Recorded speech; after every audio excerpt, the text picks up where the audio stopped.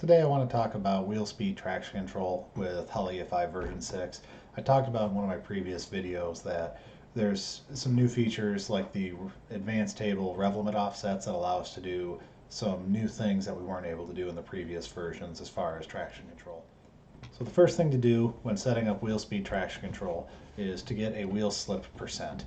It's easy enough to do, and it makes setting up the other tables much easier. So the first thing you do is you select an output from the ICF, the IO-ICF. You create a PWM plus or minus, can be either one. We don't even pin map it. It's just here in the tune so we can use it in the logs and in our advanced tables. And then we click configure.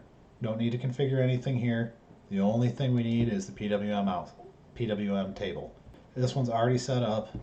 You have drive shaft RPM and front wheel RPM. You can do it in mile an hour or RPM, it doesn't really matter. For convenience sake, you do want to make sure they're in the same units though, otherwise your math gets kind of funky.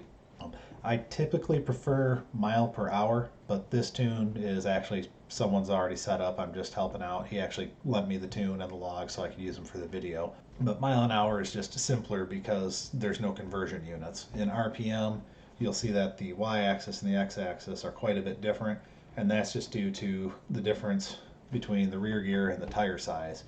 So a front wheel speed is just the tire diameter and circumference rolling around. The rear is usually on the drive shaft, which means you have to factor in the rear gear and the rear tire diameter as well to make it equal out to the front.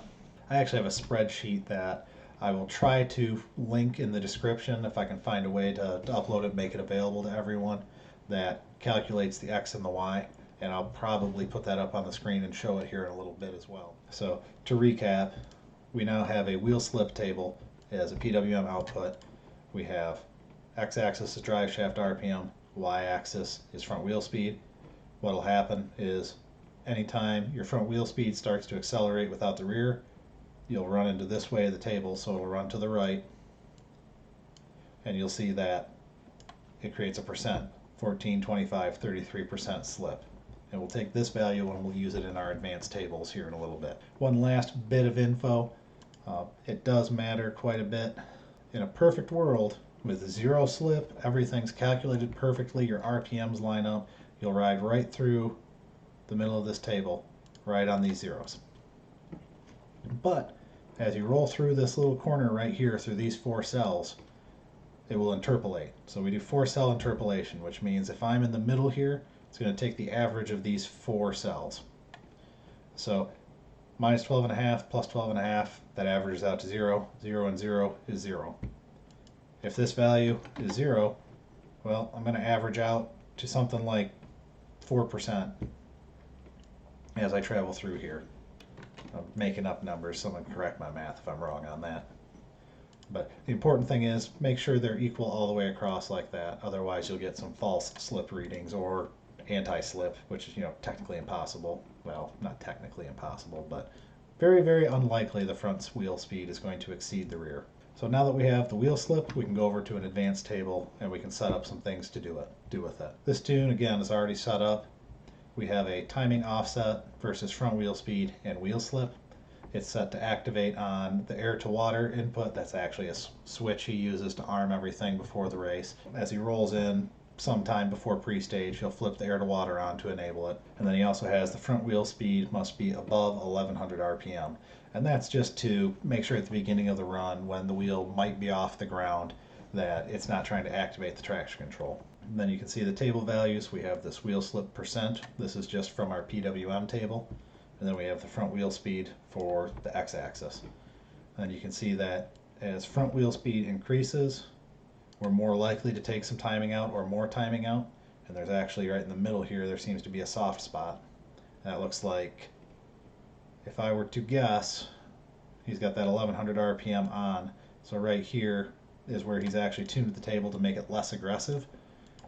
And he's just left over here because it never actually runs in that area. Comes in, it's less aggressive through here, and as the wheels touch down, it's starting to accelerate hard. If we've got that extra slip that he's allowing through here to continue, he'll start pulling some timing out to try to settle it down.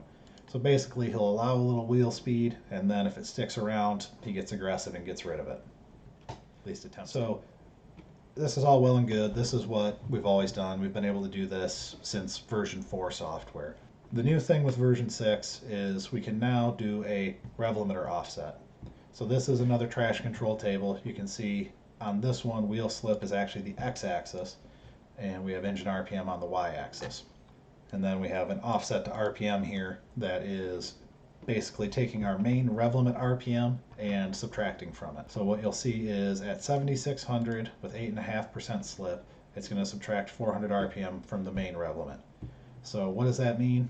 Let's go to the main rev limit and have a look. We'll see that it's at 82. So if we subtract 400 from 82, we end up with 78. So at 7,800, well, we now have a 7,800 RPM rev limiter. So it's going to start rev limiting at 8.5% slip. You may or may not have noticed that the rev limit was set to soft on this, which is actually pretty trick to making this work.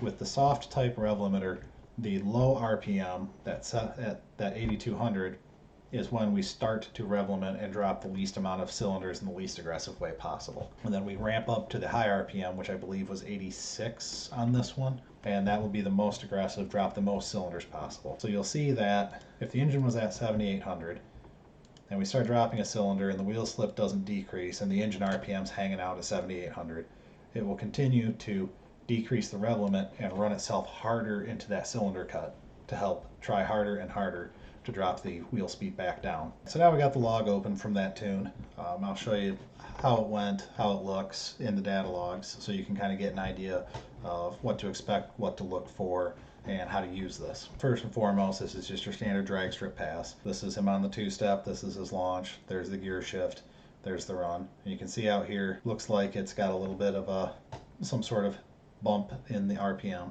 First thing I'll show you is the drive shaft RPM and the front wheel speed. So this is what we just set everything up based on. This was the start of our tune. We made that PWM table comparing this front and this rear together and came up with a slip percent. I'm going to go ahead and zoom in.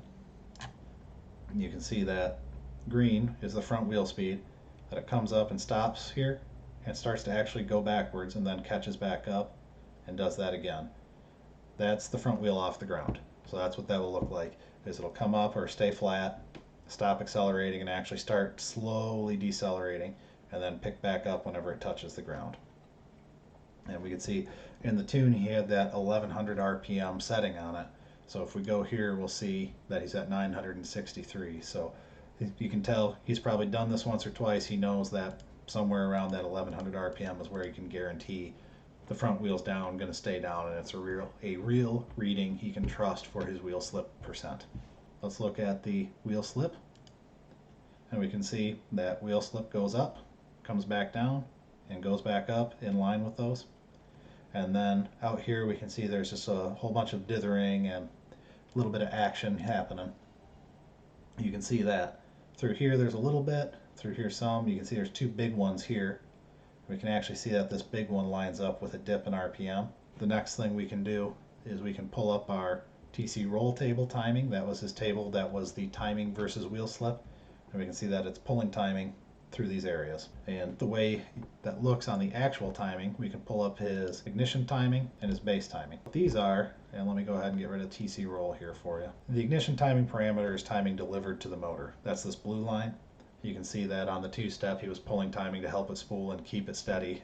Then when he launched, he had his launch retard in here to help with traction. He continued on, and that wheel slip timing, you can see it pulled timing out here, here, here, here, here, here. Pretty much it was tickling it the whole way down the track, which is awesome. That's how it should work. So you can tell just by comparing these two lines that, oh, I had something pulling timing here. In this case, we know it's traction control, but just as a general diagnostic aid, you can use these two lines just to kind of see what timing's doing versus what you thought it would. Base timing number is worth noting, is that is the number from your base timing table in the tune before any adders, subtractors, anything's done to it. From there, we can go ahead, we know what the timing's doing, and now we can go ahead and let's look at the main rev limit parameter. We can see that it actually turned on that we can see the main rev limit 4 times. That was based on that rev limit offset table. If we look at the cylinder drop parameter, which was the rev limit offset table, we can see that the rev limit was being pulled down and moved around by that wheel slip percent the whole time. And when engine RPM lined up with the wheel slip, it would activate the rev limit for us. One other way you can tell that it actually activated the rev limit and did that is by looking at your closed loop status. If you look at closed loop status, you'll see that every time a rev limit is activated, it turns off closed loop. You can actually see in this log, we had another TC event right here where it activated the rev limiter. The log wasn't fast enough to see that the rev limit blinked on, because you can see these are pretty small values here, probably about 1 data point, which we can confirm by just right-clicking and clicking Mark Data Points. Yeah, so we can see that those rev limits were caught by 1 data point. You'll have times like right here where the rev limit came on between 2 samples of the data log, so we didn't get to see that the rev limit happened. But we can still tell that it did by looking at our closed loop status and seeing that it went open loop here. One thing that's really important, and the main reason I bring this up, if your tune and your fuel table is not well dialed in and you're trying to do things with the rev limiter, whether it be traction control or just touching it, if your fuel table's not dialed in and your closed loop is always ramped up trying to chase the fuel where it needs to be, whenever you hit a rev limiter, it's going to dive either way rich or way lean based on how far off your fuel table was in either direction. So that's one of the reasons it's real important to look at your closed loop and make sure that you have it dialed in fairly close before you start doing things like traction control, wheelie control, and other things that rely and depend on the fuel and the timing to be correct in the first place, to be able to modify them. So yeah, there you have it. That's pretty much wheel speed traction control with version 6.